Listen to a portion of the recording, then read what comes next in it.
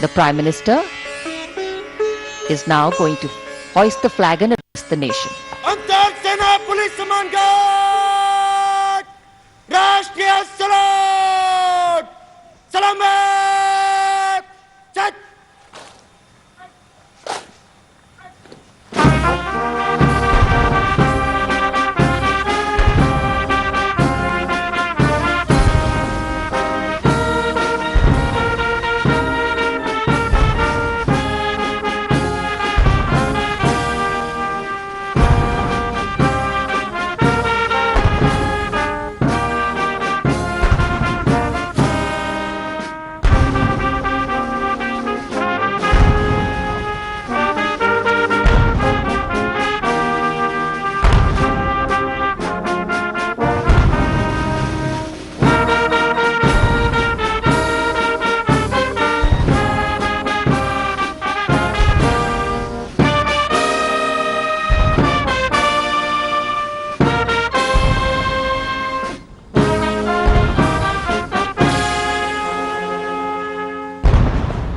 अंतर सेना पुलिस सम्मान गार्ड बजाओ चट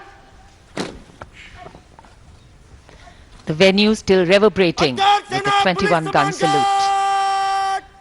बगाल चट अंतर सेना पुलिस सम्मान गार्ड बात चलेगा बात मत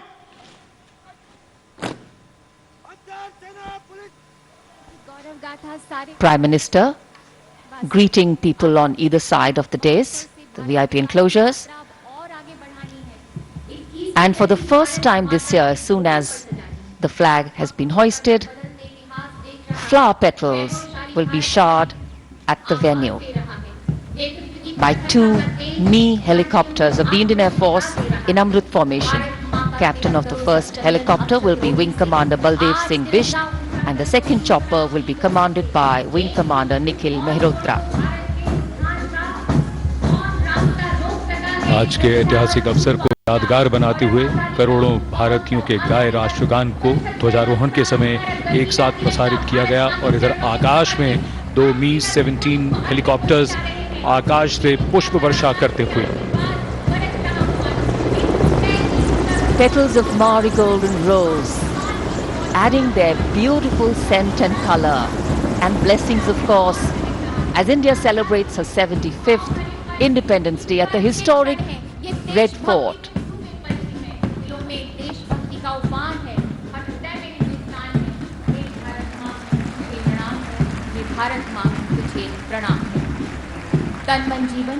स्वाधीनता दिवस समारोह के इतिहास में पहली बार आकाश से पुष्प वर्षा। अखंड एकता के नायक ही नहीं, विश्व एकता के नायक भी हैं, कोटि कोटि जनों के जननायक भी हैं। हमारा आपसे विनम्र निवेदन है माननीय प्रधानमंत्री जी कि कृपया राष्ट्र को संबोधित करें। मेरे प्यारे देशवासियों, आजादी का अमृत महोत्सव 75वें स्वतंत्रता दिवस पर आप सभी को और विश्व भर में भारत को प्रेम करने वाले, लोकतंत्र को प्रेम करने वाले सभी को बहुत बहुत शुभकामनाएं। आज आजादी के अमृत महोत्सव के इस पावन पर्व पर देश अपने सभी स्वतंत्र सेनानियों को राष्ट्र रक्षा में अपने आप को दिन रात खपाने वाले, आहूत करने वाले वीर वीरांगनाओं को आज देश नमन कर रहा है। आजादी को जन आंदोलन बनाने वाले पूज्य बापू हो या आजादी के लिए अपना सब कुछ न्योछावर करने वाले नेताजी सुभाष चंद्र बोस, भगत सिंह, चंद्रशेखर आजाद, बिस्मिल और अशफाक उल्लाह खां जैसे महान क्रांतिवीर हो, झांसी की रानी लक्ष्मीबाई हो, चित्तूर की रानी चेन्नम्मा हो या रानी गाइडिनल्यू हो या असम में मातंगिनी हाजरा का पराक्रम हो, देश के पहला प्रधानमंत्री पंडित नेहरू जी हो, देश को एकजुट राष्ट्र में बदलने वाले सरदार वल्लभ भाई पटेल हो, भारत के भविष्य की दिशा निर्धारित करने वाले, रास्ता तय कराने वाले बाबा साहब आंबेडकर सहित देश हर व्यक्तित्व को आज याद कर रहा है। देश इन सभी महापुरुषों का ऋणी है। भारत तो बहुरत्ना वसुंधरा है और भारत के हर कोने में, हर कालखंड में अनगिनत लोगों ने, जिसके नाम भी शायद इतिहास की तवारीख में नहीं होंगे, ऐसे अनगिनत लोगों ने इस राष्ट्र को बनाया भी है, आगे बढ़ाया भी है।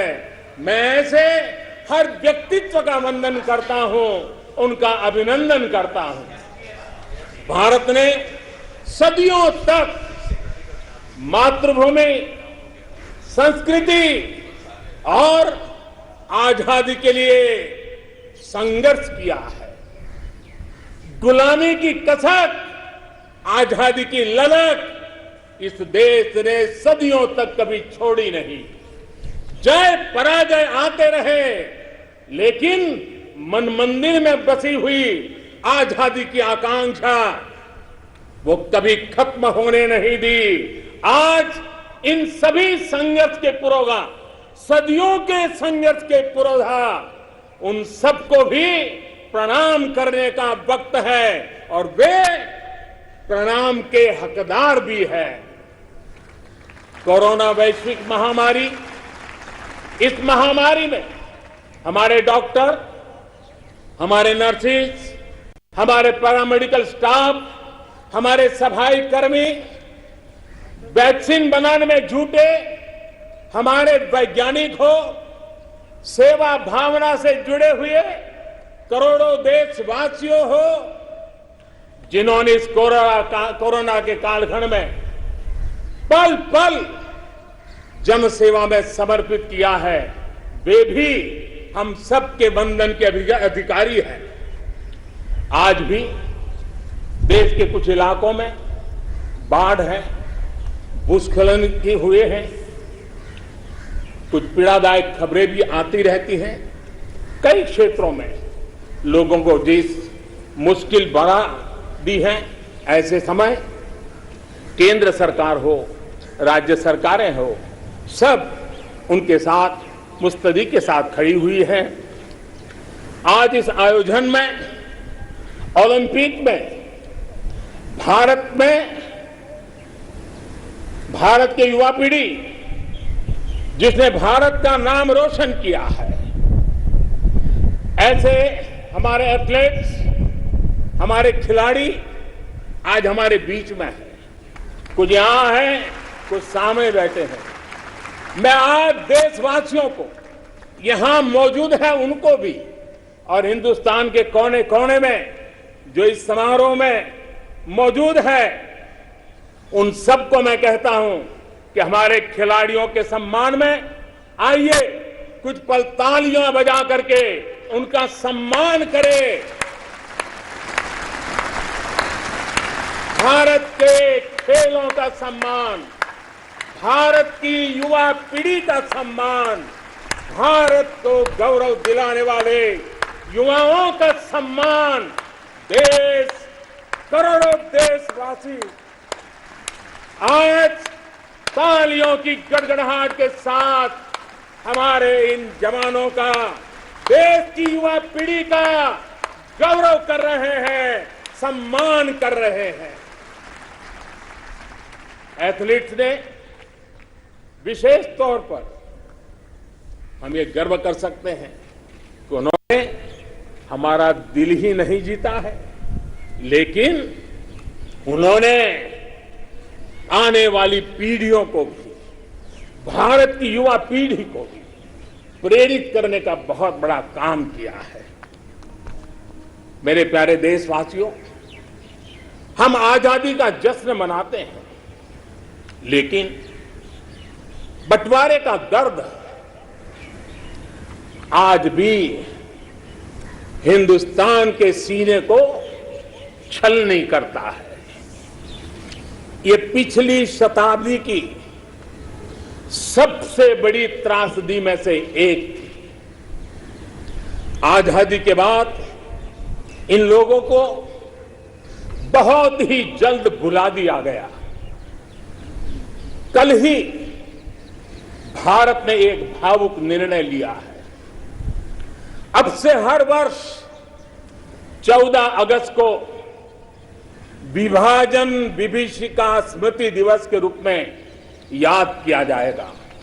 जो लोग विभाजन के समय अमानवीय हालात से गुजरे, जिन्होंने अत्याचार सहे, जिन्हें सम्मान के साथ अंतिम संस्कार तक नसीब नहीं हुआ, उन लोगों का हमारी स्मृतियों में जीवित रहना भी उतना ही जरूरी है। आजादी के 75वें दिवस, स्वतंत्रता के दिवस पर विभाजन विभीषिका स्मृति दिवस का तय होना ऐसे लोगों को हर भारतवासी की तरफ से आदर पूर्वक श्रद्धांजलि है। मेरे प्यारे देशवासियों, प्रगति पथ पर बढ़ रहे हमारे देश के सामने और विश्व में पूरी मानव जात के सामने कोरोना का ये कालखंड बहुत बड़ी चुनौती के रूप में आया है। भारतवासियों ने बहुत संयम, बहुत धैर्य इसके साथ इस लड़ाई को लड़ा भी है। इस लड़ाई में हमारे सामने अनेक चुनौतियां थी, लेकिन हर क्षेत्र में हम देशवासियों ने असाधारण गति से काम किया है। हमारे वैज्ञानिकों ने, हमारे उद्यमियों की ताकत का ही ये परिणाम है कि भारत को वैक्सीन के लिए आज किसी और देश पर हमें निर्भर नहीं होना पड़ा। आप कल्पना कीजिए, पल भर सोचिए, अगर भारत के पास अपनी वैक्सीन नहीं होती तो क्या होता। पोलियो की वैक्सीन पाने में हमारे कितने साल बीत गए थे। इतने बड़े संकट में जब पूरी दुनिया में महामारी हो, तब हमें वैक्सीन कैसे मिलता। लेकिन भारत को शायद मिलता कि नहीं मिलता और कब मिलता, लेकिन आज गौरव से कह सकते हैं कि दुनिया का सबसे बड़ा वैक्सीनेशन प्रोग्राम हमारे देश में चल रहा है।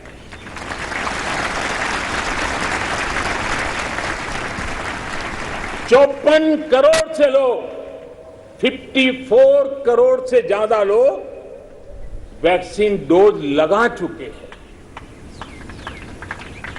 कोविन जैसी ऑनलाइन व्यवस्था, डिजिटल सर्टिफिकेट देने की व्यवस्था आज दुनिया को आकर्षित कर रही है। महामारी के समय भारत जिस तरह से 80 करोड़ देशवासियों को महीनों तक लगातार मुफ्त अनाज देकर के उनके गरीब के घर के चूल्हे को जलते रखा है, यह भी दुनिया के लिए एक अचरज भी है और चर्चा का विषय भी है। यह बात सही है कि अन्य देशों की तुलना में भारत में कम लोग संक्रमित हुए। यह भी सही है कि दुनिया के देशों की जनसंख्या की तुलना में भारत में हम अधिकतम मात्रा में हमारे नागरिकों को बचा सके, लेकिन ये हमारे लिए पीठ थपथपाने का विषय नहीं है, संतोष पाकर के सो जाने का विषय नहीं है। ये कहना कि कोई चुनौती नहीं थी, ये हमारे अपने विकास के आगे के रास्तों को बंद करने वाली सोच बन जाएगी। दुनिया के समृद्ध देशों की तुलना में हमारी व्यवस्थाएं कम है। विश्व के पास, समृद्ध देशों के पास जो है वो हमारे पास नहीं है। लेकिन इन सारे प्रयासों के बावजूद भी, और दूसरी तरफ हमारे यहां जनसंख्या भी बहुत है, विश्व की तुलना में बहुत जनसंख्या, और हमारी जीवन शैली भी कुछ अलग सी है। सारे प्रयासों के बाद भी कितने ही लोगों को हम बचा नहीं पाए, कितने ही बच्चों के सिर पर कोई हाथ फेरने वाला चला गया, उसे दुलारने, उसकी जिद पूरी करने वाला चला गया। ये असहनीय पीड़ा, ये तकलीफ हमेशा से साथ रहने वाली है। मेरे प्यारे देशवासियों, हर देश की विकास यात्रा में एक समय ऐसा आता है जब देश खुद को नए सिरे से परिभाषित करता है, खुद को नए संकल्पों के साथ आगे बढ़ाता है। भारत की विकास यात्रा में भी आज वो समय आ गया है। 75 वर्ष के अवसर को हमें एक समारोह भर ही सीमित नहीं करना है। हमने नए संकल्पों को आधार बनाना है, नए संकल्पों को लेकर के चल पड़ना है। यहां से शुरू होकर अगले 25 वर्ष की यात्रा, जब हम आजादी के शताब्दी मनाएंगे, नए भारत के सृजन का यह अमृत काल है। इस अमृत काल में हमारे संकल्पों की सिद्धि हमें आजादी के 100 वर्ष तक ले जाएगी, गौरवपूर्ण रूप से ले जाएगी। अमृत काल का लक्ष्य है भारत और भारत के नागरिकों के लिए समृद्धि के नए शिखरों का आरोहण। अमृत काल का लक्ष्य है एक ऐसे भारत का निर्माण जहां सुविधाओं का स्तर गांव और शहर को बांटने वाला न हो।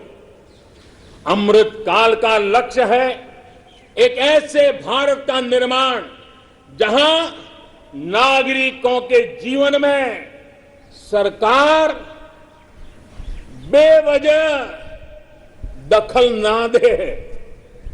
अमृत काल का लक्ष्य है एक ऐसे भारत का निर्माण जहां दुनिया का हर आधुनिक इंफ्रास्ट्रक्चर हो, हम किसी से भी कम न हो। यही कोटि कोटि देशवासियों का संकल्प है। लेकिन संकल्प तब तक अधूरा होता है जब तक संकल्प के साथ परिश्रम और पराकाष्ठा की, परिश्रम और पराक्रम की पराकाष्ठा ना हो।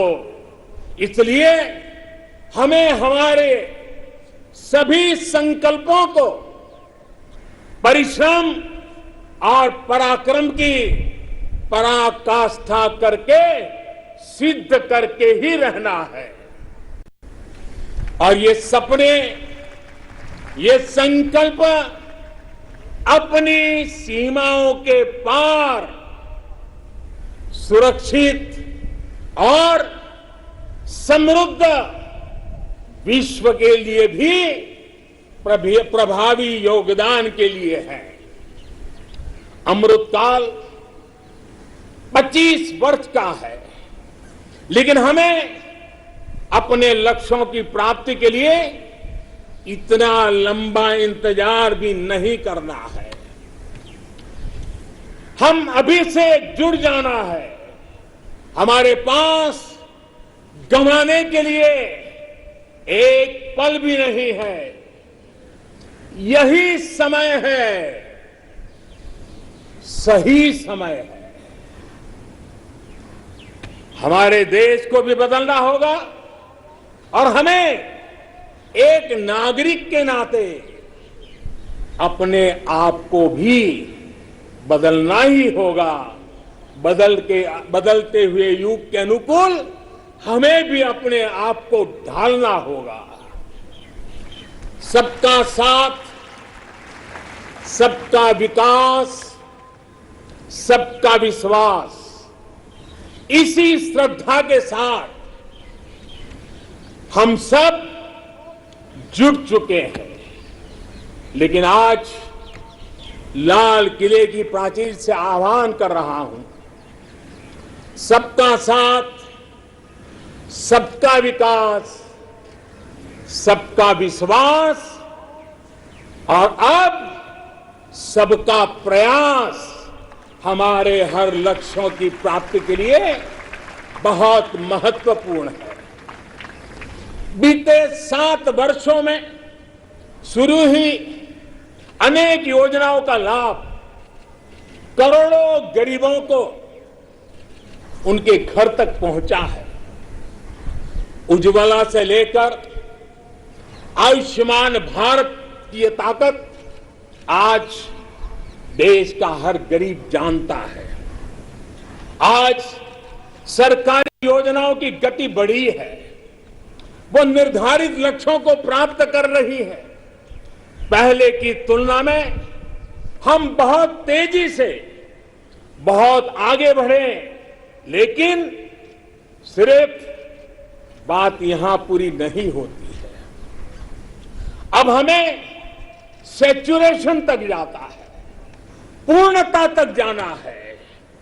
100% गांवों में सड़कें हो, 100% परिवारों के बैंक अकाउंट हो, 100% लाभार्थी को आयुष्मान भारत का कार्ड हो, 100% पात्र व्यक्तियों को उज्ज्वला योजना और गैस कनेक्शन हो, सरकार की बीमा योजना हो, पेंशन योजना हो, आवास योजना से हमें हर उस व्यक्ति को जोड़ना है जो उसके हकदार है।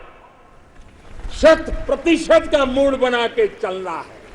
आज तक हमारे यहां कभी उन साथियों के बारे में नहीं सोचा गया जो रेहड़ी लगाते हैं, पटरी पर बैठकर, फुटपाथ पर बैठकर सामान बेचते हैं, ठेला चलाते हैं। हम इन साथियों को स्वनिधि योजना के जरिए बैंकिंग व्यवस्था से जोड़ा जा रहा है। जैसे हमने बिजली 100% घरों तक पहुंचाई, जैसे हमने 100% घरों में शौचालय के निर्माण का प्रामाणिक प्रयास किया, वैसे ही हमें अब योजनाओं के सैचुरेशन का लक्ष्य लेकर के आगे बढ़ना है। और इसके लिए हमें समय सीमा बहुत दूर नहीं रखनी है। हमें कुछ ही वर्षों में अपने संकल्पों को साकार करना है। देश आज हर घर जल मिशन को लेकर के तेजी से काम कर रहा है। मुझे खुशी है कि जल जीवन मिशन के सिर्फ 2 वर्ष में 4.5 करोड़ से ज्यादा परिवारों को नल से जल मिलना शुरू हो गया, पाइप से वाटर मिलना शुरू हो गया है। करोड़ों माता बहनों का आशीर्वाद यही हमारी पूंजी है। इस 100% का सबसे बड़ा लाभ ये होता है कि सरकारी योजना के लाभ से कोई वंचित नहीं रहता। जब सरकार ये लक्ष्य बनाकर चलती है कि हमें समाज की आखिरी पंक्ति में जो व्यक्ति खड़ा है उस तक पहुंचना है, तो न कोई भेदभाव हो पाता है और न ही भ्रष्टाचार की गुंजाइश रहती है। मेरे प्यारे देशवासियों, देश के हर गरीब, हर व्यक्ति तक पोषण पहुंचाना भी सरकार की प्राथमिकता है। गरीब महिलाओं, गरीब बच्चों में कुपोषण और जरूरी पौष्टिक पदार्थों की कमी उनके विकास में बड़ी बाधा बनती है।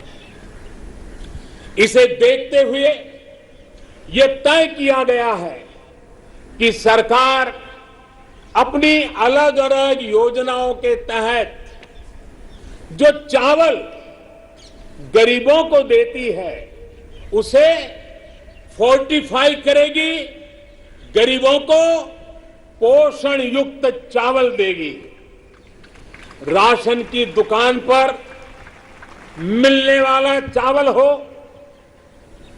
मिड डे मील में बालकों को मिलने वाला चावल हो, वर्ष 2024 तक हर योजना के माध्यम से मिलने वाला चावल फोर्टिफाई कर दिया जाएगा। मेरे प्यारे देशवासियों, आज देश में हर गरीब तक बेहतर स्वास्थ्य सुविधा पहुंचाने का अभियान भी तेज गति से चल रहा है। इसके लिए मेडिकल शिक्षा में जरूरी बड़े बड़े सुधार भी किए गए हैं। प्रिवेंटिव हेल्थ केयर पर भी उतना ही ध्यान दिया गया है। साथ साथ देश में मेडिकल सीटों में भी काफी बढ़ोतरी की गई है। आयुष्मान भारत योजना के तहत देश के गांव गांव तक क्वालिटी स्वास्थ्य सेवाएं पहुंचाई जा रही है। जन औषधि योजना के माध्यम से गरीब को, मध्यम वर्ग को सस्ती दवाइयां उपलब्ध कराई जा रही है। अभी तक 75,000 से ज्यादा हेल्थ एंड वेलनेस सेंटर्स बनाए जा चुके हैं। अब ब्लॉक स्तर पर अच्छे अस्पतालों और आधुनिक लैब के नेटवर्क पर विशेष रूप से काम किया जा रहा है। बहुत जल्द देश के हजारों अस्पतालों के पास अपने ऑक्सीजन प्लांट भी होंगे। मेरे प्यारे देशवासियों, 21वीं सदी में भारत को नई ऊंचाई पर पहुंचाने के लिए भारत के सामर्थ्य का सही इस्तेमाल, पूरा इस्तेमाल, ये समय की मांग है, बहुत जरूरी है। इसके लिए जो वर्ग पीछे है, जो क्षेत्र पीछे है, उनकी हैंड होल्डिंग करनी ही होगी। मूलभूत जरूरतों की चिंता के साथ ही दलितों, पिछड़ों, आदिवासियों, सामान्य वर्ग के गरीबों के लिए आरक्षण सुनिश्चित किया जा रहा है। अभी हाल ही में मेडिकल शिक्षा के क्षेत्र में ऑल इंडिया कोटे में ओबीसी वर्ग में को आरक्षण की व्यवस्था भी की गई है। संसद में कानून बनाकर ओबीसी से जुड़ी सूची बनाने का अधिकार राज्यों को दे दिया गया है। मेरे प्यारे देशवासियों, जैसे हम ये सुनिश्चित कर रहे हैं कि समाज की विकास यात्रा में कोई व्यक्ति ना छूटे, कोई वर्ग ना छूटे, वैसे ही देश का कोई भूभाग देश का कोई कोना भी पीछे नहीं छूटना चाहिए। विकास सर्वांगी होना चाहिए, विकास सर्वस्पर्शी होना चाहिए, विकास सर्वसमावेशक होना चाहिए। देश के ऐसे क्षेत्रों को आगे लाने के लिए पिछले 7 वर्षों में जो प्रयास किए गए हैं, अब उसे और तेजी देने की दिशा में हम आगे बढ़ रहे हैं। हमारा पूर्वी भारत, नॉर्थ ईस्ट, जम्मू कश्मीर, लद्दाख सहित पूरा हिमालय का क्षेत्र हो, हमारी कोस्टल बेल्ट या फिर आदिवासी अंचल हो, ये भविष्य में भारत के विकास का, भारत की विकास यात्रा का बहुत बड़ा आधार बनने वाले हैं। आज नॉर्थ ईस्ट में कनेक्टिविटी का नया इतिहास लिखा जा रहा है। ये कनेक्टिविटी दिलों की भी है और इंफ्रास्ट्रक्चर की भी है। बहुत जल्द नॉर्थ ईस्ट के सभी राज्यों की राजधानियों को रेल सेवा से जोड़ने का काम पूरा होने वाला है। एक्ट ईस्ट पॉलिसी के तहत आज नॉर्थ ईस्ट बांग्लादेश, म्यांमार और दक्षिण पूर्वी एशिया से भी कनेक्ट हो रहा है। बीते वर्षों में जो प्रयास हुए हैं, उसकी वजह से हम नॉर्थ ईस्ट में स्थायी शांति के लिए, श्रेष्ठ भारत के निर्माण के लिए उत्साह अनेक गुना बढ़ा हुआ है। नॉर्थ ईस्ट से वहां पर tourism, adventure sports, organic farming, herbal medicine, oil palm, इसका पोटेंशियल बहुत बड़ी मात्रा में है। हमें पूरी तरह इस पोटेंशियल को निखारना होगा, देश की विकास यात्रा का हिस्सा बनाना होगा और हमें ये काम अमृत काल के कुछ दशक में ही पूरा करना है। सभी के सामर्थ्य को उचित अवसर देना, यही लोकतंत्र की असली भावना है। जम्मू हो या कश्मीर, विकास का संतुलन अब जमीन पर दिख रहा है। जम्मू कश्मीर में ही डिलिमिटेशन कमीशन का गठन हो चुका है और भविष्य में विधानसभा चुनावों के लिए भी तैयारियां चल रही है। लद्दाख भी विकास की अपनी असीम संभावनाओं की तरफ आगे बढ़ चला है।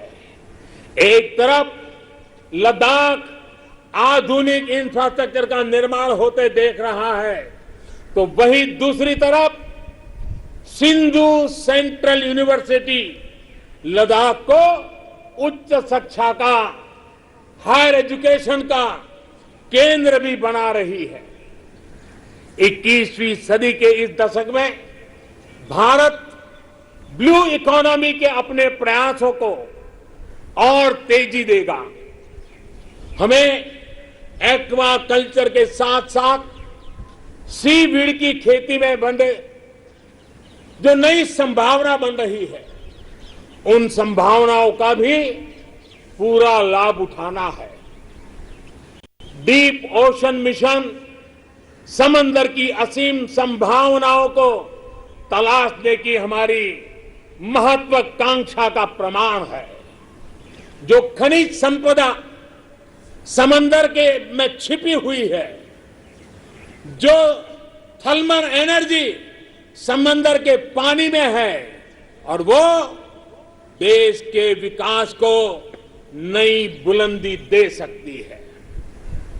देश के जिन जिलों के लिए ये माना गया था कि ये पीछे रह गए, हमने उनकी आकांक्षाओं को भी जगाया है। देश में 110 से अधिक आकांक्षी जिले एस्पिरेशनल डिस्ट्रिक्ट जिलों में शिक्षा, स्वास्थ्य, पोषण, सड़क, रोजगार से जुड़ी योजनाओं को प्राथमिकता दी जा रही है। इनमें से अनेक जिले हमारे आदिवासी अंचल में हैं। हमने इन जिलों के बीच विकास की एक तंदुरुस्त स्पर्धा का एक उत्साह पैदा किया है। ये आकांक्षी जिले भारत के अन्य जिलों की बराबरी तक पहुंचे, उस दिशा में तेज स्पर्धा चल रही है। मेरे प्यारे देशवासियों, अर्थ जगत में पूंजीवाद और समाजवाद, इसकी चर्चा तो बहुत होती है, लेकिन भारत सहकारवाद पर भी बल देता है। सहकारवाद हमारी परंपरा, हमारी संस्कारों के भी अनुकूल है। सहकारवाद जिसमें जनता जनार्दन की सामूहिक शक्ति का अर्थव्यवस्था की चालक शक्ति के रूप में ड्राइविंग फोर्स बने, ये देश के ग्रासरूट लेवल की इकोनॉमी के लिए एक अहम क्षेत्र है। कोऑपरेटिव ये सिर्फ कानून नियमों की जंजाल वाली एक व्यवस्था नहीं है, बल्कि कोऑपरेटिव एक स्पिरिट है, कोऑपरेटिव एक संस्कार है, एक कोऑपरेटिव एक सामूहिक चलने की मनः प्रवृत्ति है।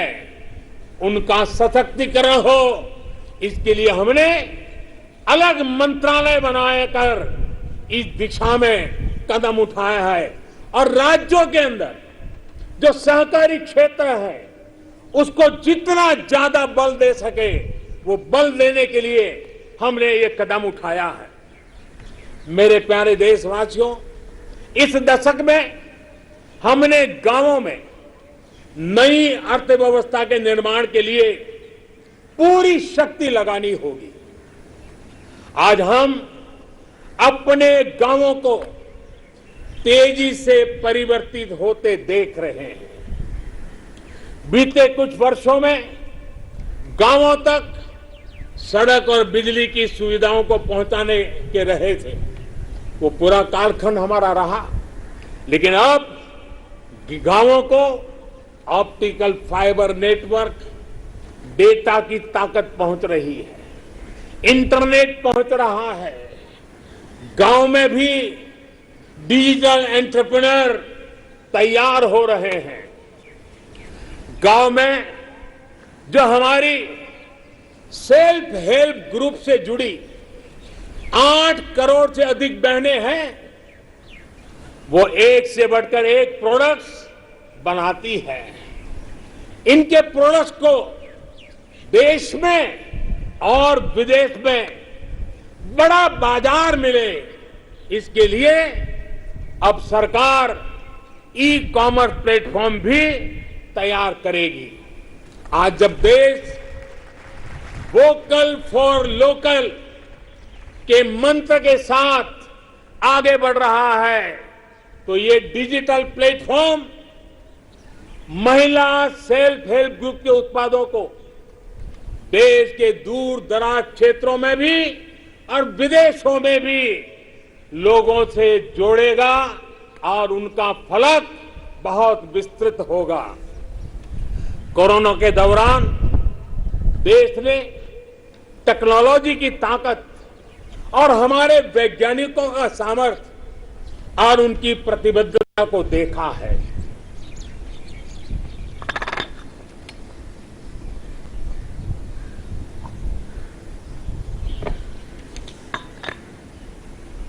देश के हर क्षेत्र में हमारे वैज्ञानिक बहुत सूझबूझ से काम कर रहे हैं।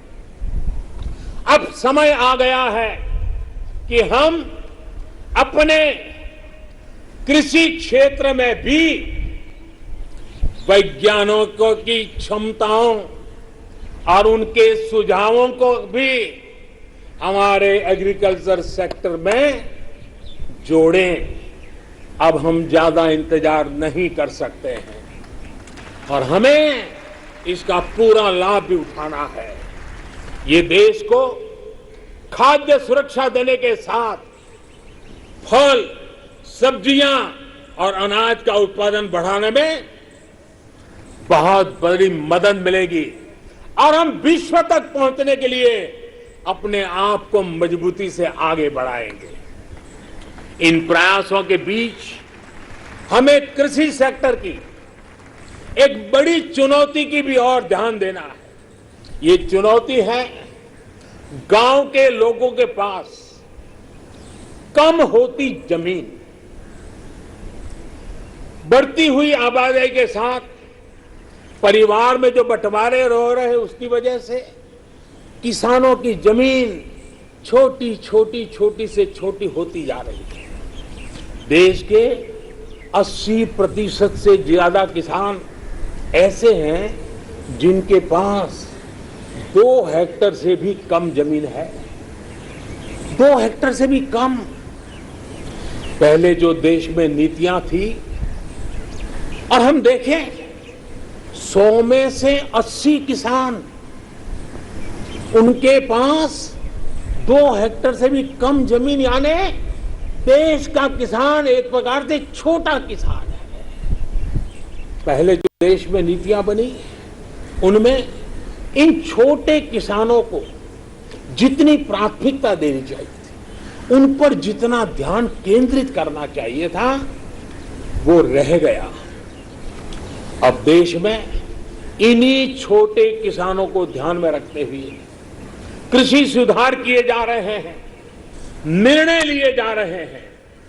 फसल बीमा योजना में सुधार हो, एमएसपी को 1.5 गुना करने का बड़ा महत्वपूर्ण निर्णय हो, छोटे किसानों को किसान क्रेडिट कार्ड से सस्ते दर से बैंक से कर्ज मिले इसकी व्यवस्था हो, सोलर पावर से जुड़ी योजनाएं खेत तक पहुंचाने की बात हो, किसान उत्पादक संगठन हो, ये सारे प्रयास छोटे किसानों की ताकत बढ़ाएंगे।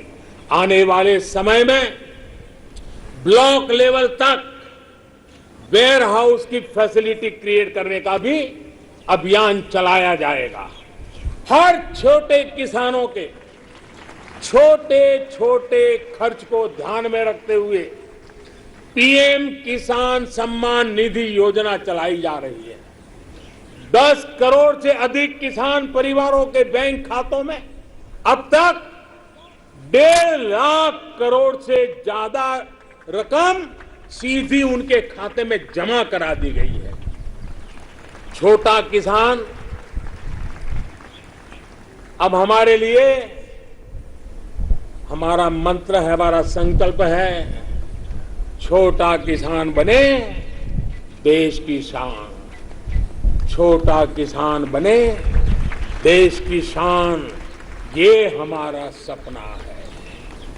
आने वाले वर्षों में हमें देश के छोटे किसानों की सामूहिक शक्ति को और बढ़ाना होगा, नई सुविधाएं देनी होगी। आज देश के 70 से ज्यादा रेल रूटों पर किसान रेल चल रही है। किसान रेल छोटे किसानों को अपने उत्पाद का कम कीमत, ट्रांसपोर्टेशन का खर्चा कम हो, इस पर दूर दराज के इलाकों में वो इस आधुनिक सुविधा के साथ अपने उत्पाद पहुंचा सकता है। कमलम हो या शाही लीची, भूत जलोकिया मिर्च हो या काला चावल या हल्दी, अनेकों उत्पाद अब दुनिया के अलग अलग देशों में भेजे जा रहे हैं। आज देश को खुशी होती है जब भारत की मिट्टी में पैदा हुई चीजों की सुगंध दुनिया के अलग अलग देशों तक पहुंच रही है। भारत के खेत से निकली सब्जियां और खाद्यान्न से आज दुनिया का टेस्ट बन रहा है। मेरे प्यारे देशवासियों, कैसे आज गांवों के सामर्थ्य को बढ़ाया जा रहा है, उसका एक उदाहरण है स्वामित्व योजना। हम सब जानते हैं कि गांवों में जमीन की कितनी जमीन की कीमत का क्या हल होता है। जमीन पर उनको बैंकों से कोई कर्ज नहीं मिलता है, खुद जमीन के मालिक होने के बावजूद भी, क्योंकि गांव में जमीनों के कागज पर कई कई पीढ़ियों से कोई काम नहीं हुआ है। लोगों के पास इसकी व्यवस्था नहीं है। इस स्थिति को बदलने का काम आज स्वामित्व योजना कर रही है। आज गांव गांव हर एक घर की, हर जमीन की ड्रोन के जरिए मैपिंग हो रही है। गांव की जमीनों के डेटा और संपत्ति के कागज ऑनलाइन अपलोड हो रहे हैं। इससे न सिर्फ गांवों में जमीन से जुड़े विवाद समाप्त हो रहे हैं, बल्कि गांव के लोगों को बैंक से आसानी से लोन भी मिलने की व्यवस्था निर्माण हुई है। गांव गरीब की जमीनें विवाद का नहीं, विकास का आधार बने। देश आज उस दिशा में बढ़ रहा है। मेरे प्यारे देशवासियों, स्वामी विवेकानंद जी जब भारत के भविष्य की बात करते थे, अपनी आंखों के सामने मां भारती की भव्यता का जब वो दर्शन करते थे, तब वो कहते थे, जहां तक हो सके अतीत की ओर देखो, जहां तक हो सके अतीत की ओर देखो। पीछे जो चीर नूतन झरना बह रहा है, पीछे जो चीर नूतन झरना बह रहा है, अखंड उसका जल पियो। और उसके बाद देखिए स्वामी विवेकानंद जी की विशेषता, उसके बाद सामने की ओर देखो, आगे बढ़ो और भारत को पहले से भी कहीं ज्यादा उज्जवल, महान, श्रेष्ठ बनाओ। आजादी के 75वें वर्ष में हमारा दायित्व है कि अब हम देश के असीम सामर्थ्य पर विश्वास करते हुए आगे बढ़े। हमें मिलकर काम करना होगा नेक्स्ट जनरेशन इंफ्रास्ट्रक्चर के लिए। हमें मिलकर काम करना होगा वर्ल्ड क्लास मैन्युफैक्चरिंग के लिए। हमें मिलकर काम करना होगा कटिंग एज इनोवेशंस के लिए। हमें मिलकर काम करना होगा न्यू एज टेक्नोलॉजी के लिए। मेरे प्यारे देशवासियों, आधुनिक विश्व में प्रगति की बुनियाद आधुनिक इंफ्रास्ट्रक्चर पर खड़ी होती है। ये मध्यम वर्ग की आवश्यकताओं, आकांक्षाओं की भी पूर्ति करते हैं। कमजोर इंफ्रास्ट्रक्चर का बहुत बड़ा नुकसान विकास की गति को भी होता है, शहरी मध्यम वर्ग को भी होता है। मेरे प्यारे देशवासियों, इसी बात को समझते हुए जल, थल, नभ हर क्षेत्र में देश ने असाधारण स्पीड और स्केल पर काम करके दिखाया है। नए जलमार्ग, वाटरवेज हो, नए नए स्थानों को सी प्लेन से जोड़ना हो, देश में बहुत तेजी से काम चल रहा है। भारतीय रेलवे भी तेजी से आधुनिक अवतार में ढल रही है। देश ने संकल्प लिया है कि आजादी के अमृत महोत्सव आपको मालूम होगा, हमने इस आजादी के अमृत महोत्सव को 75 सप्ताह तक मनाना तय किया है। 12 मार्च से शुरू हुआ है और 2023 15 अगस्त तक इसको चलाना है। उत्साह भर से आगे बढ़ना है और इसलिए देश ने एक बहुत महत्वपूर्ण फैसला लिया है। आजादी के अमृत महोत्सव के 75 सप्ताह में, इन 75 सप्ताह में 75 वंदे भारत ट्रेनें देश के हर कोने को आपस से जोड़ करके यही होगी। आज जिस गति से देश में नए एयरपोर्ट का निर्माण हो रहा है, उड़ान योजना दूर दराज के इलाकों को जोड़ रही है, यह अभूतपूर्व है। आज हम देख रहे हैं कि कैसे बेहतर एयर कनेक्टिविटी लोगों के सपनों को नई उड़ान देती है। मेरे प्यारे देशवासियों, भारत को आधुनिक इंफ्रास्ट्रक्चर के साथ ही इंफ्रास्ट्रक्चर निर्माण में होलिस्टिक अप्रोच, इंटीग्रेटेड अप्रोच अपनाने की बहुत जरूरत है। भारत आने वाले कुछ ही समय में प्रधानमंत्री गति शक्ति का नेशनल मास्टर प्लान, उसको देश के सामने करोड़ों देशवासियों को सपना करने वाली एक बहुत बड़ी योजना लेकर के हम आपके सामने आने वाले हैं, उसको लॉन्च करने वाले हैं। 100 लाख करोड़ से भी अधिक की योजना लाखों नौजवानों के लिए रोजगार के नए अवसर लेकर के आने वाली है। गति शक्ति हमारे देश के लिए एक ऐसा नेशनल इंफ्रास्ट्रक्चर मास्टर प्लान होगा जो होलिस्टिक इंफ्रास्ट्रक्चर की नींव रखेगा, हमारी इकोनॉमी को एक इंटीग्रेटेड और होलिस्टिक पाथवे देगा। अभी हम देखते हैं कि हमारे ट्रांसपोर्ट के साधनों में कोई तालमेल नहीं होता। गति शक्ति साइलोस को तोड़ेगी। भविष्य के रास्ते से हम इन सब रोडों को, जितनी कठिनाइयां हैं, उनको हटाएगी। इससे सामान्य मानवीय के लिए ट्रैवल टाइम में कमी आएगी और हमारी इंडस्ट्री की प्रोडक्टिविटी और भी बढ़ेगी। गति शक्ति हमारे लोकल मैन्युफैक्चरर्स को ग्लोबली कॉम्पिटिटिव करने में भी बहुत बड़ी मदद करेगी और इससे फ्यूचर इकोनॉमिक जोन्स के निर्माण की नई संभावनाएं भी विकसित होगी।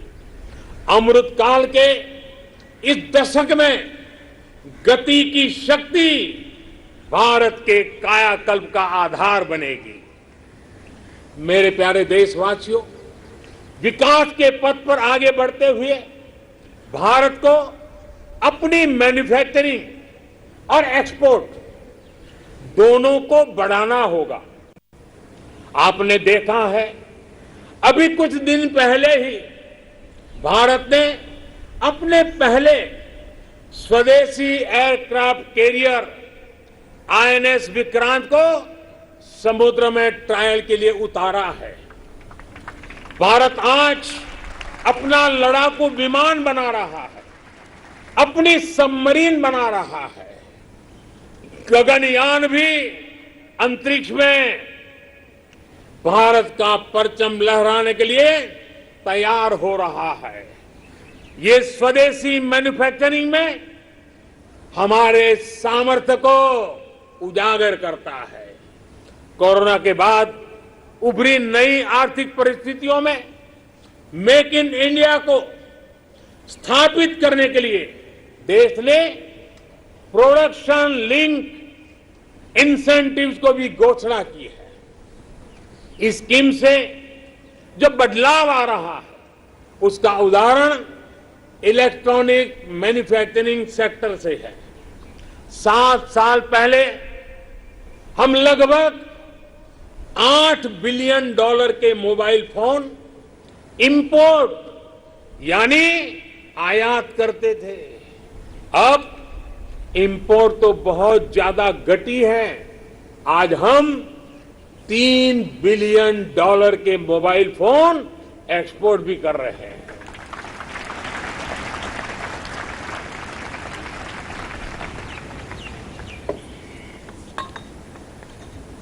आज जब हम हमारे मैन्युफैक्चरिंग सेक्टर को गति मिल रही है तो हमें ये ध्यान रखना है कि हम भारत में जो बनाएं उसे हमें बेस्ट क्वालिटी के साथ ग्लोबल कंपटीशन में टिके और हो सके तो एक कदम आगे बढ़ें, ये तैयारी करनी है और ग्लोबल मार्केट को हमने टारगेट करना है।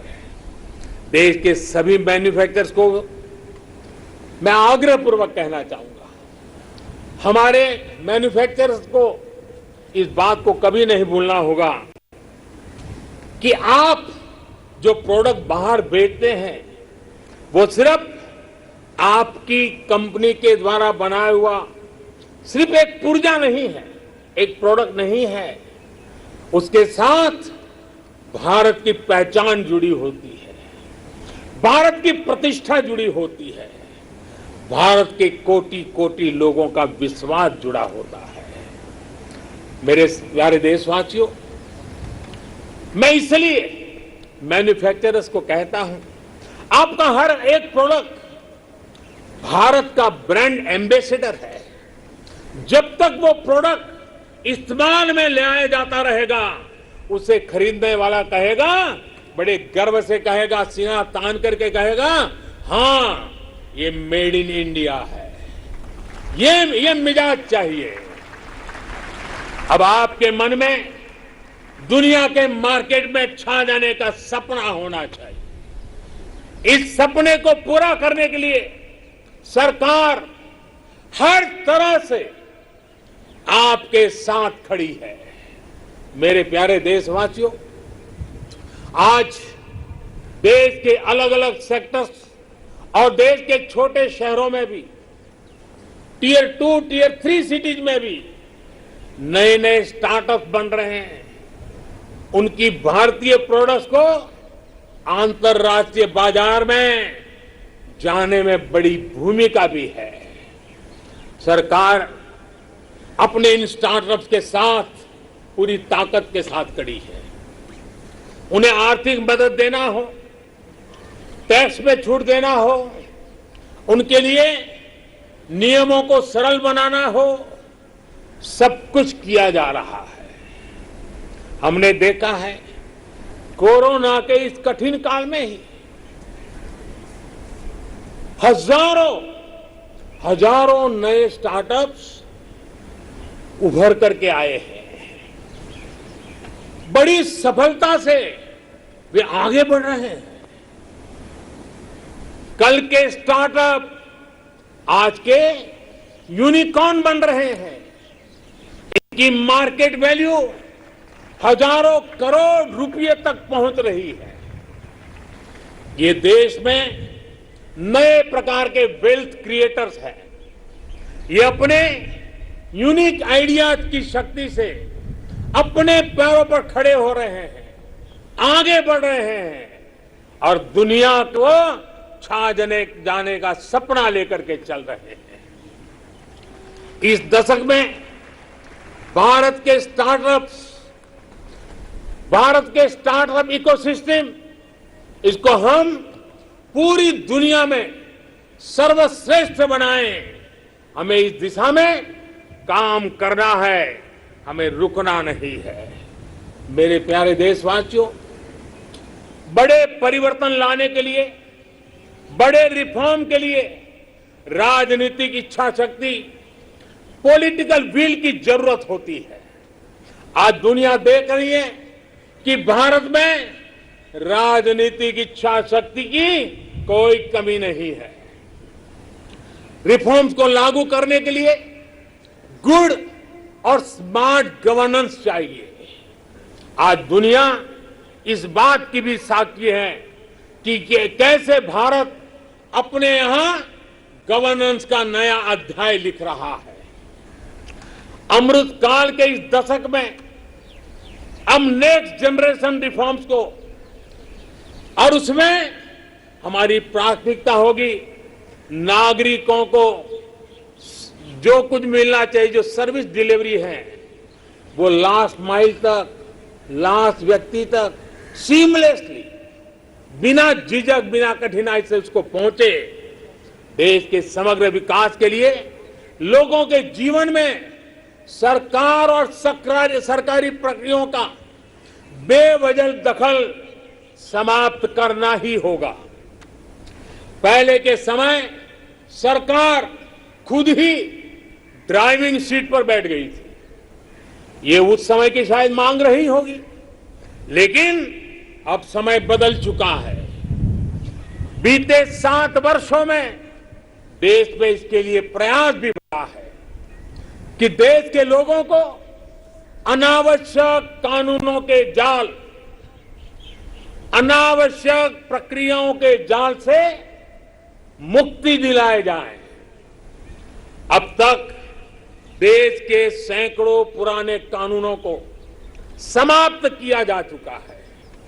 कोरोना के इस कालखंड में भी सरकार ने 15,000 से ज्यादा कंप्लायंसेस को समाप्त किया है। अब आप देखिए, आपको भी अनुभव होगा, कोई एक छोटा सरकारी काम हो, ढेर सारे कागज, बार बार कागज, एक ही जानकारी अनेक बार, यही चलता रहा है। 15,000 कंप्लायंसेस को हमने खत्म किया है। आप सोचिए, 200 साल पहले, एक उदाहरण मैं देना चाहता हूं, 200 साल पहले हमारे यहां एक कानून चला आ रहा है। 200 साल यानी 1857 से भी पहले से, जिसकी वजह से देश के नागरिक को मैपिंग यानी नक्शा बनाने की स्वतंत्रता नहीं थी। अब विचार कीजिए, 1857 से चल रहा है। नक्शा बनाना है तो सरकार को पूछिए, नक्शा किसी किताब में छापना है तो सरकार से पूछिए, नक्शा खो जाने पर गिरफ्तारी का भी उसमें प्रावधान है। आजकल हर फोन में मैप का ऐप है।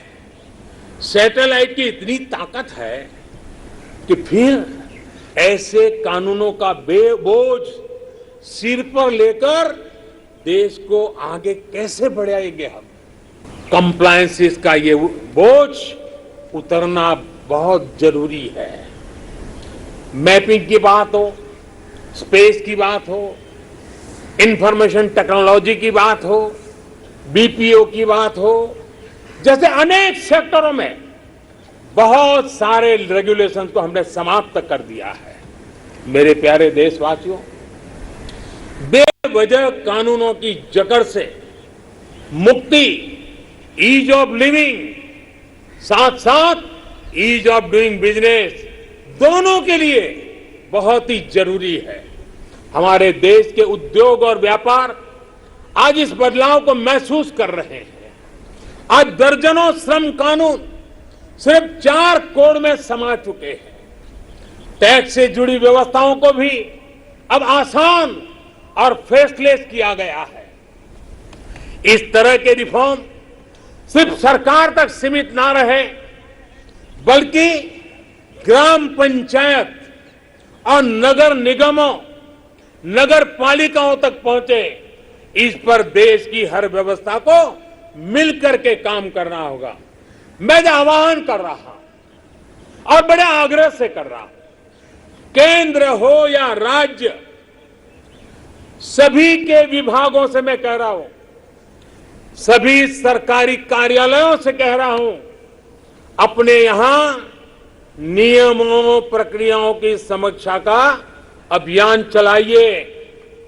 हर वो नियम, हर वो प्रक्रिया जो देश के लोगों के सामने बाधा बनकर, बोझ बनकर खड़ी हुई है, उसे हमें दूर करना ही होगा। मुझे पता है जो ये 70-75 साल में जमा हुआ है वो एक दिन में या एक साल में नहीं जाएगा, लेकिन मन बनाकर काम शुरू करेंगे तो हम ऐसा जरूर कर पाएंगे।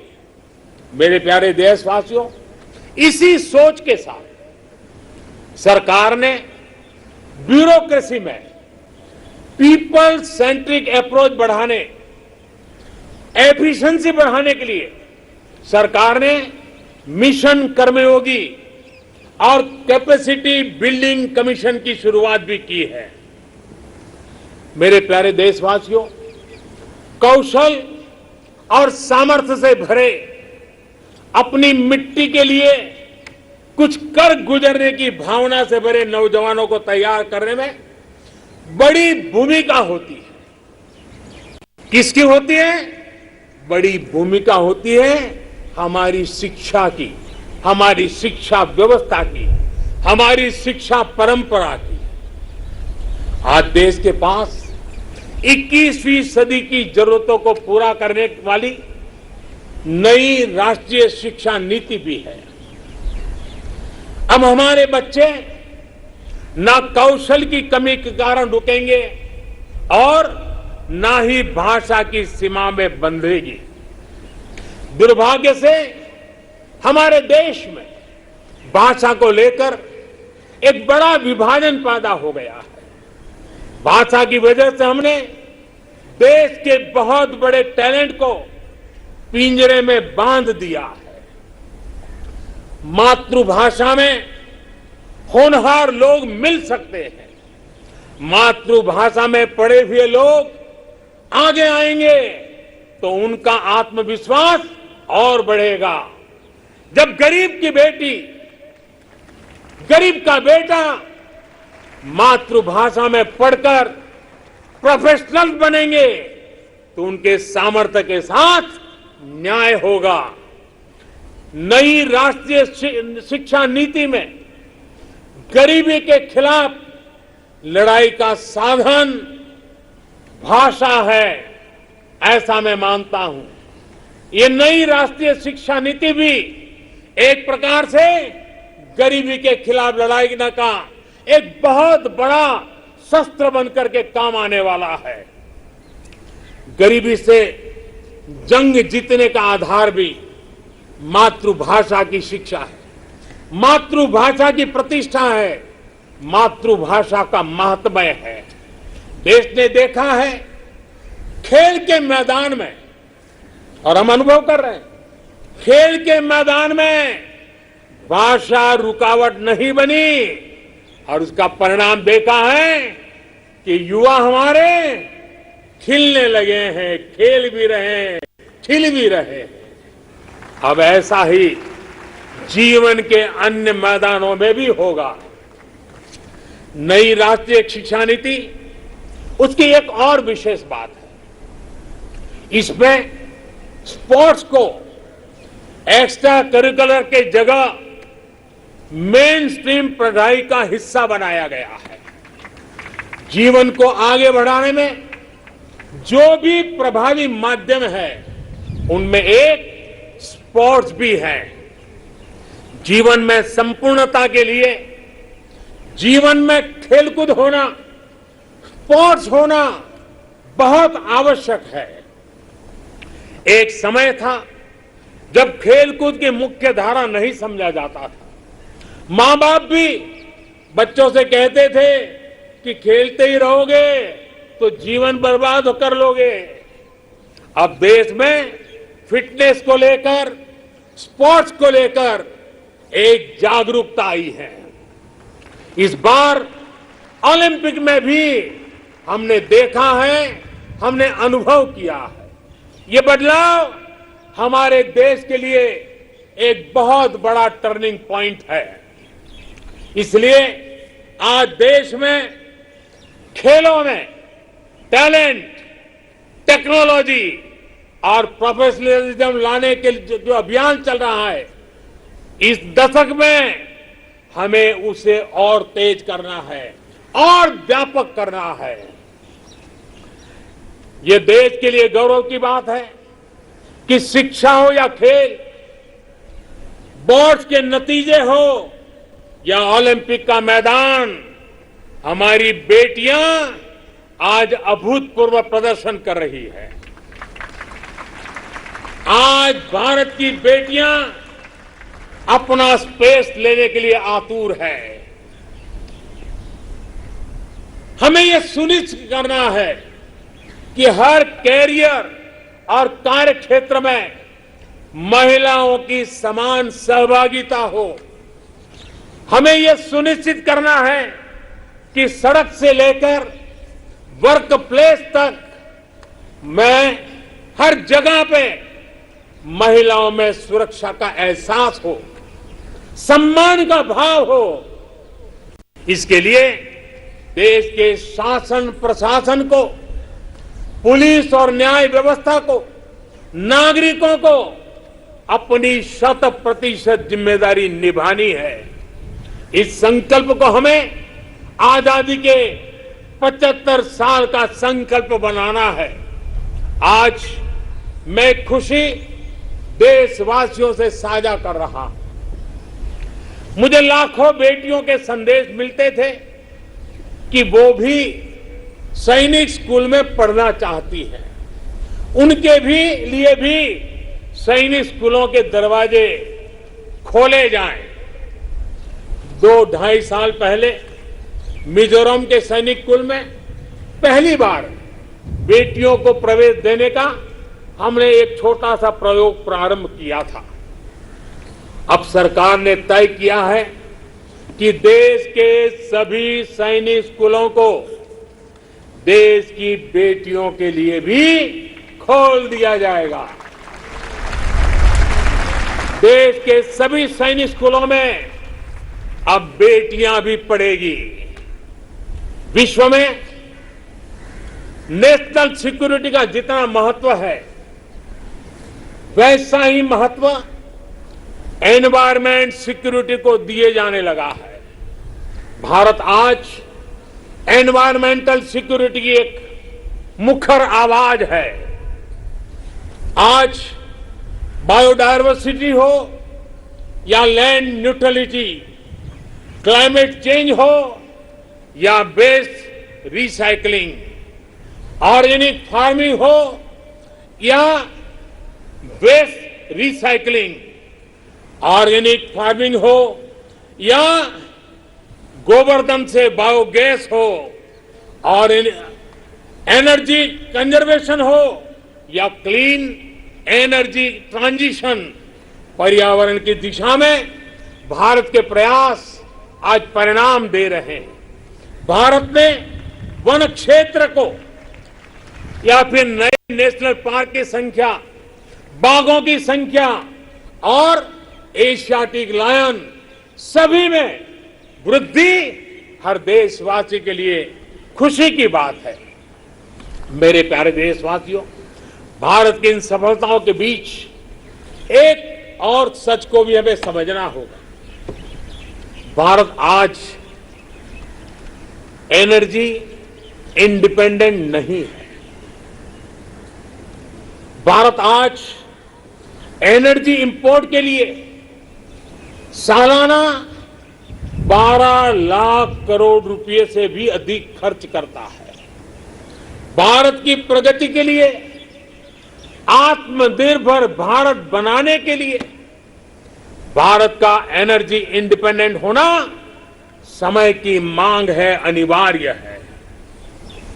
इसलिए आज भारत को यह संकल्प लेना होगा कि हम आजादी के 100 साल होने से पहले भारत को एनर्जी इंडिपेंडेंट बनाएंगे।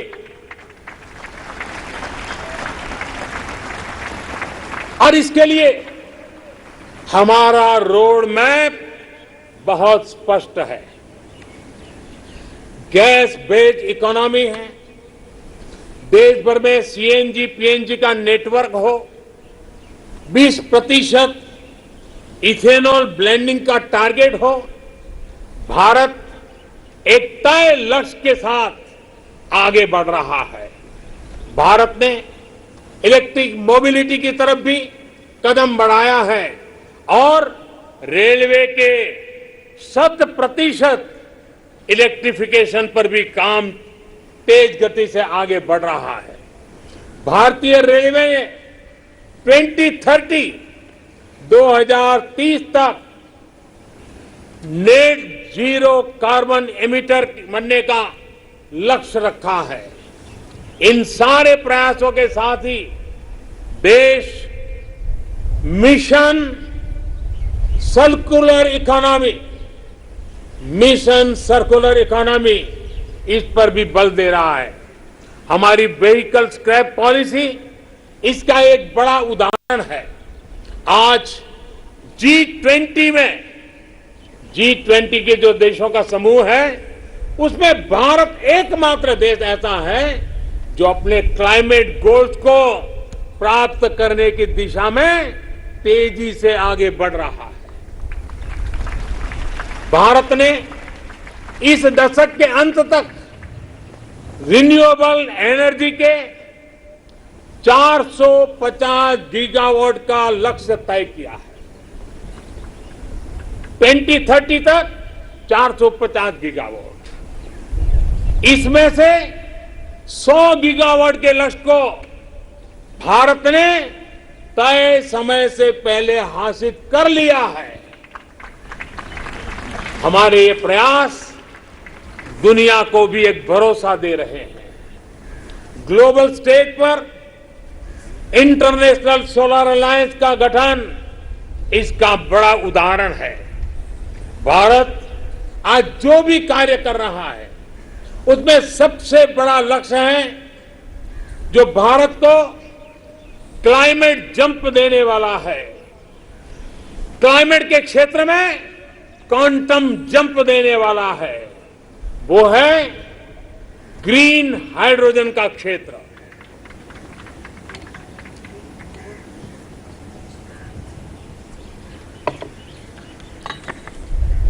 ग्रीन हाइड्रोजन के क्षेत्र के लक्ष्य की प्राप्ति के लिए मैं आज इस तिरंगे की साक्षी में नेशनल हाइड्रोजन मिशन की घोषणा कर रहा हूं। अमृतकाल में हमें भारत को ग्रीन हाइड्रोजन के प्रोडक्शन और एक्सपोर्ट का ग्लोबल हब बनाना है। ये ऊर्जा के क्षेत्र में भारत की एक नई प्रगति उसको आत्मनिर्भर बढ़ाएगा और पूरे विश्व में क्लीन एनर्जी ट्रांजिशन की नई प्रेरणा भी बनेगा। ग्रीन ग्रोथ से ग्रीन जॉब के नए नए अवसर हमारे युवाओं के लिए, हमारे स्टार्टअप के लिए आज दस्तक दे रहे हैं। मेरे प्यारे देशवासियों, 21वीं सदी का आज का भारत बड़े लक्ष्य गढ़ने और उन्हें प्राप्त करने का सामर्थ्य रखता है। आज भारत उन विषयों को भी हल कर रहा है जिनके सुलझाने में दशकों से, सदियों से इंतजार था। आर्टिकल 370 को बदलने का ऐतिहासिक फैसला हो, देश को टैक्स के जाल से मुक्ति दिलाने वाली व्यवस्था जीएसटी हो, हमारे फौजी साथियों के लिए वन रैंक वन पेंशन का निर्णय हो, राम जन्मभूमि केस का शांतिपूर्ण समाधान, ये सब हमने बीते कुछ वर्षों में सच होते देखा है। त्रिपुरा में दशकों बाद ब्रू रियांग समझौता होना हो, ओबीसी कमीशन को संवैधानिक दर्जा देना हो, या फिर जम्मू कश्मीर में आजादी के पहली बार बीडीसी और डीडीसी चुनाव, भारत की संकल्प शक्ति लगातार सिद्ध कर रहा है। आज कोरोना के दौर में भारत में रिकॉर्ड विदेशी निवेश आ रहा है। भारत का विदेशी मुद्रा भंडार भी अब तक के सबसे ऊंचे स्तर पर है। सर्जिकल स्ट्राइक और एयर स्ट्राइक करके भारत ने देश के दुश्मनों को नए भारत के सामर्थ्य का संदेश भी दे दिया है। ये बताता है कि भारत बदल रहा है, भारत बदल सकता है। भारत कठिन से कठिन फैसले भी ले सकता है और कड़े से कड़े फैसले लेने में भी भारत झिझकता नहीं है, रुकता नहीं है। मेरे प्यारे देशवासियों, सेकंड वर्ल्ड वॉर के बाद, द्वितीय विश्व युद्ध के बाद वैश्विक संबंधों का स्वरूप बदल गया। कोरोना के बाद भी पोस्ट कोरोना नए वर्ल्ड ऑर्डर की संभावना है। कोरोना के दौरान दुनिया ने भारत के प्रयासों को देखा भी है और सराहा भी है। आज दुनिया भारत को एक नई दृष्टि से देख रही है। इस दृष्टि के दो महत्वपूर्ण पहलू हैं, एक आतंकवाद और दूसरा विस्तारवाद। भारत इन दोनों ही चुनौतियों से लड़ रहा है और सदे हुए तरीके से बड़ी हिम्मत के साथ जवाब भी दे रहा है। हम भारत अपने दायित्वों को सही तरीके से निभा पाए, इसके लिए हमारी रक्षा तैयारों को भी उतना ही सदृढ़ रहना होगा। रक्षा के क्षेत्र में देश को आत्मनिर्भर बनाने, भारत की कंपनियों को प्रोत्साहित करने के लिए हमारे मेहनती उद्योगों को नए अवसर उपलब्ध कराने के लिए हमारे प्रयास निरंतर जारी हैं। मैं देश को विश्वास दिलाता हूं कि देश की रक्षा में लगी हमारी सेनाओं के हाथ मजबूत करने के लिए हम कोई कसर नहीं छोड़ेंगे। मेरे प्यारे देशवासियों, आज देश के महान विचारक श्री अरविंदो की जन्म जयंती भी है। साल 2022 में उनका 150वां जन्म जयंती का पर्व है। श्री अरविंदो भारत के उज्जवल भविष्य के स्वप्न दृष्टा थे। वो कहते थे कि हमें उतना सामर्थ्यवान बनना होगा जितना हम पहले कभी नहीं थे। हमें अपनी आदतें बदलनी होगी, एक नए हृदय के साथ अपने को फिर से जागृत करना होगा। श्री अरविंदो की ये बातें हमें अपने कर्तव्यों का ध्यान दिलाती है। एक नागरिक के तौर पर, एक समाज के तौर पर हम देश को क्या दे रहे हैं, ये भी हमें सोचना होगा। हमने अधिकारों को हमेशा महत्व दिया है। उस कालखंड में उसकी जरूरत भी रही है, लेकिन अब हमें कर्तव्यों को सर्वोपरि बनाना है, सर्वोपरि रखना है। जिन संकल्पों का बीड़ा आज देश ने उठाया है, उन्हें पूरा करने के लिए हर जन को जुड़ना होगा, हर देशवासी को इसे ओन करना होगा।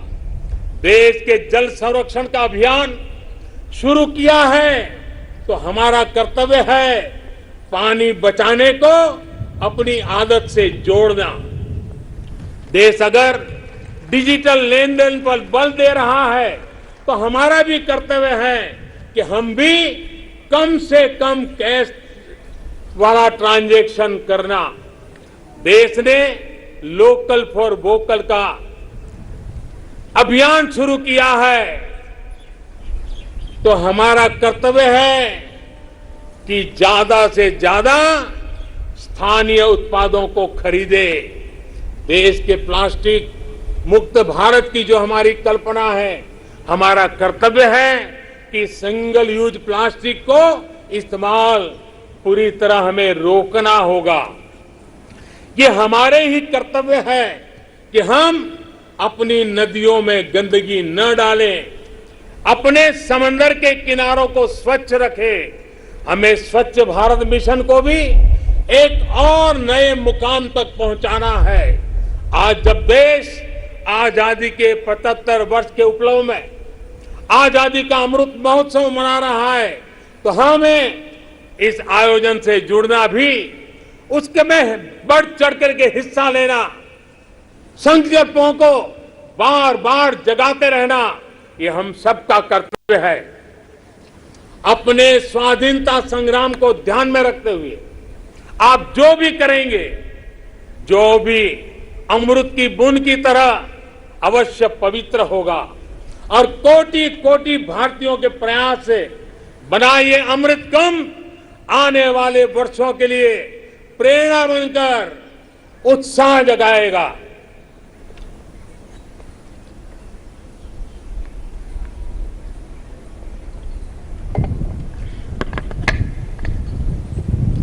मेरे प्यारे देशवासियों, मैं भविष्य दृष्टा नहीं हूं, मैं कर्म के फल पर विश्वास करता हूं।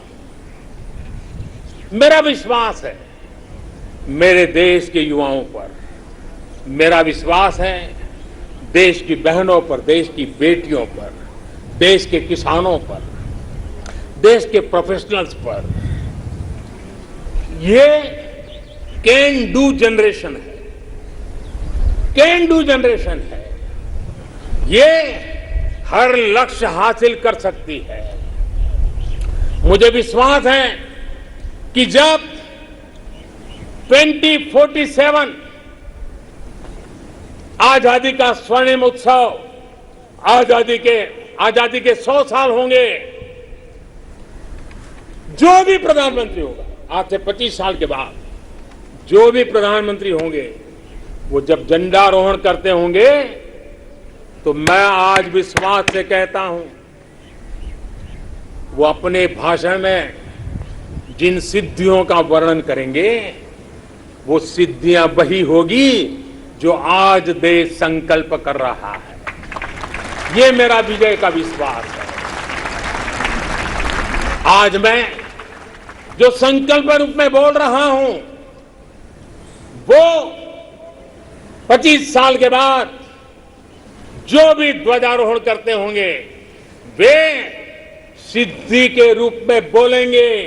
देश सिद्धि के रूप में उसका गौरव गान करता होगा। जो आज देश के युवा हैं, वो उस समय भी देखेंगे कि देश ने कैसे ये कमाल करके दिखाया है। 21वीं सदी में भारत के सपनों और आकांक्षाओं को पूरा करने से कोई भी बाधा अब हमें रोक नहीं सकती। हमारी ताकत हमारी जीवटता है, हमारी ताकत हमारी एकजुटता है, हमारी प्राण शक्ति राष्ट्र प्रथम, सदैव प्रथम की भावना है। ये समय है साझा स्वप्न देखने का, ये समय है साझा संकल्प करने का, ये समय है साझा प्रयत्न करने का, और यही समय है हम विजय की ओर बढ़ चले। और इसलिए मैं फिर कहता हूं,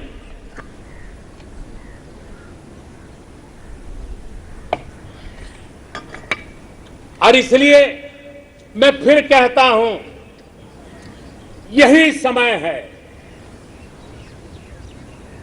यही समय है, सही समय है, भारत का अनमोल समय है। यही समय है, सही समय है, भारत का अनमोल समय है। असंख्य भुजाओं की शक्ति है, असंख्य भुजाओं की शक्ति है। हर तरफ देश की भक्ति है, असंख्य भुजाओं की शक्ति है, हर तरफ देश की भक्ति है। तुम उठो तिरंगा लहरा दो, तुम उठो, तिरंगा लहरा दो, भारत के भाग्य को फहरा दो, भारत के भाग्य को फहरा दो। यही समय है, सही समय है, भारत का अनमोल समय है।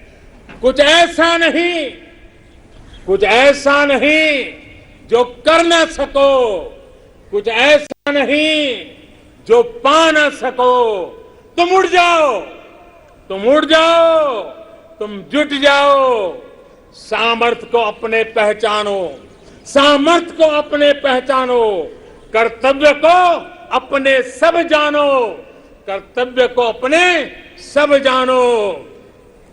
यही समय है, सही समय है, भारत का अनमोल समय है। जब देश आजादी के 100 साल पूरा करेगा तो देशवासियों के लक्ष्य यथार्थ में बदले, मेरी यही कामना है। इन्हीं शुभकामनाओं के साथ सभी देशवासियों को 75वें स्वतंत्रता दिवस की मैं फिर एक बार बधाई देता हूं और मेरे साथ हाथ ऊपर करके बोलेंगे, जय हिंद, जय हिंद, जय हिंद, वंदे वंदे वंदे, भारत माता की, भारत माता की, भारत माता की। बहुत बहुत धन्यवाद।